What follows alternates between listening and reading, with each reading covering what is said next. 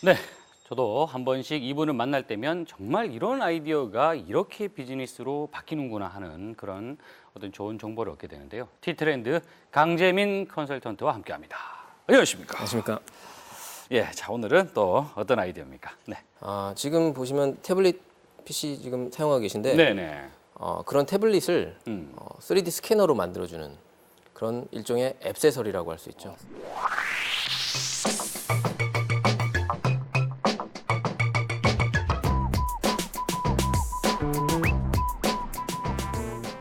예, 이 스트럭처 센서라는 제품입니다. 네. 그래서 3D 스캐너라는 건요, 그 어떤 형상 정보를 디지털로 바꿔주는 그런 걸 가지고 이제 3D 스캐너라고 우리가 얘기를 하는데요.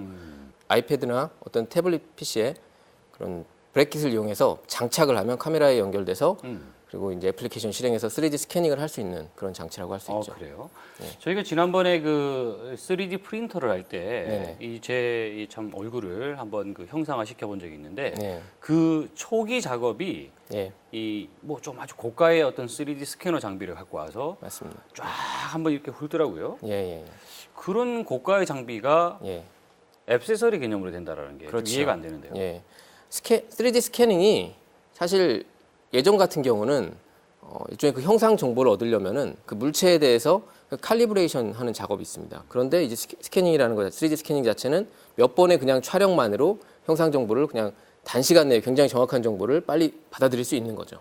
아무 때나 이렇게 이제 뭐 휴대용 태블릿이나 뭐 이렇다면은 뭐 스마트폰에도 이 부착할 수 있다는 얘기잖아요. 예, 그렇죠. 그러면 그걸 가지고 무엇을 할 것이냐?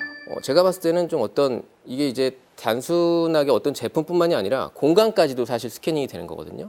그래서 40cm의 제품부터 약 4.5m 정도의 공간까지 전부 다 커버를 할 수 있답니다. 그래요. 그래서 이제 어떤 인테리어 업자라든지 아니면 가구 업자 같은 사람들이 예를 들어서 어떤 뭐 실측 정보가 필요한데 그런 것 3차원 정보가 필요한데 그런 것들 할 때 뭐 직접 재지 않고 그 스캐닝을 통해서 한 번에 그 공간을 어떻게 3차원 정보로 다 받아올 수 있는 거죠. 분명히 이 휴대하기 편리하게 만들어졌다라는 거는 이 일반인들에게도 뭔가 쓰임새가 있을 거다라는 뭐 그런 이제 예상이 됩니다. 예, 사실 뭐 3D 프린터라든지 그런 것들이 보급하기 전까지는 뭐 어떻게 보면 게임용으로 좀 많이 쓸 수 있다는 생각이 들어요, 저는. 게임이라든지 어떤 시뮬레이션, 레이싱 게임 만들 때 그 도로를 실제로 구현을 해야 된다든지 그래서 그런 증강현실 게임과 같은 것들을 만들 때 조금 더 용이하게 쓰일 수 있지 않나 그런 생각을 해봅니다. 강 컨설턴트가 봤을 때 이 네. 아이디어는 예. 어떤 의미가 있다 이렇게 정리할 수 있을까요? 이 아이디어는 사실 조금 미래의 제품이다. 왜 그러냐면 당장에 사실 이거를 우리가 막 사서 쓸 것 같지는 않아요. 그렇지만 언젠가는 또 3D 프린터라든지 이런 것들이 좀 보급화가 되고 있지 않습니까?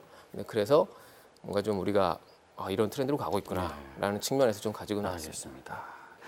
자, 두 번째 아이템 무엇입니까? 이미 조금 아시는 분들은 사용을 하고 있고 저도 지금 사용하고 있고 그래서 현재 아주 가볍게 그리고 좀 부담 없이 쓸 수 있는 굉장히 단순한 제품이지만 또 효용을 가지고 있는 그런 제품을 한번 소개해 드리려고 합니다.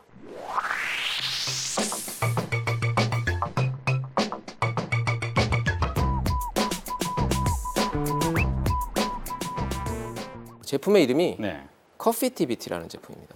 무슨 뜻이죠?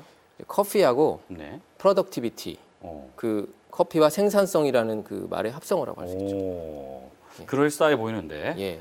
일종의 우리가 카페 같은 데 가면 커피를 마시러 카페를 가지 않습니까? 네. 그런 데 가면 어느 정도의 소음이 있습니다. 시끄럽죠? 예. 뭐 찻잔 부딪히는 소리, 뭐 에스프레소, 커피 내리는 소리, 사람들끼리 막 농담하는 소리 이런 소리가 적당하게 들리면서 어떻게 보면 좀 안정감을 주기도 하고 그래서 이제 사람들이 적막함을 달래주기도 하고 이런 효과가 있다는 거죠. 그래서 그 소리를 실제로 녹음을 했어요. 소음을 플레이를 한다고요? 예. 실제로 그 소음이 이게 출력이 되는 거죠. 정말 이 아이디어는 좀 이해가 안 가네요. 예. 그럼에도 불구하고 좀 상당히 인기가 많습니다. 이 회사의 그 제품이 뉴욕타임즈에 소개가 됐는데요. 그리고 또 국내에서 정말 인기가 많습니다. 뉴욕타임즈에 실제 나온 기사에 의하면요. 가장 이 서비스를 많이 쓰는 사람들이 있는 곳이 그 도시가 서울이라고 해요. 그래요? 예. 뭐 이제 서울 다음으로는 뉴욕, 런던, 시카고 뭐 이런 식으로 들어가고 있답니다. 그러니까 우리나라 보면 정말로 카페에서 일하시는 분들 정말 많거든요. 저도 많더라고요. 그렇지만 네. 저도 그런 걸 되게 이게 좋아하는데 드라마 영향이 아닌가 싶은데. 분위기 내려고 가는 게 아니라 정말로 거기가 집중이 잘 되고 그래서 실제로 저도 카페 같은 데 이제 가끔 나가서 작업을 하고 그러는데 실제로도 그런 연구 결과가 예, 과학적으로 증명이 됐다는 거죠. 그 시카고대에서 발행하는 네. 그 저널 오브 컨슈머 리서치라는 그 간행물이 있습니다. 네. 거기에 나온 연구 결과에 의하면요. 어떤 특정한 데시벨, 그러니까 50에서 70 데시벨 정도의 소음은요. 오히려 이게 방해가 되는 것이 아니라 창의력이라든지 그 집중력을 증가시킨다는 그 결과가 나왔다고 합니다. 50에서 70 데시벨 정도가 예, 그렇죠. 창의력을 증가시킨다. 예, 집중력을 높이고. 어쨌든 정말 이 생활 속에서 나오는 어떤 네네. 그 하나의 어떤 그 부분이죠. 아무도 이게 돈이 될 것이라고 생각하지 못했던 그런 부분을 그렇죠. 착안해서 네. 또 비즈니스로 연결했다는 점에서 의미가 있다. 이렇게 볼 수 있겠습니다. 네, 맞습니다. 자, 혼자서 집에서 오늘 밤에 소음을 틀어놓으시면서 마치 제가 소음을 예, 틀어놓으시면서 그렇죠. 네.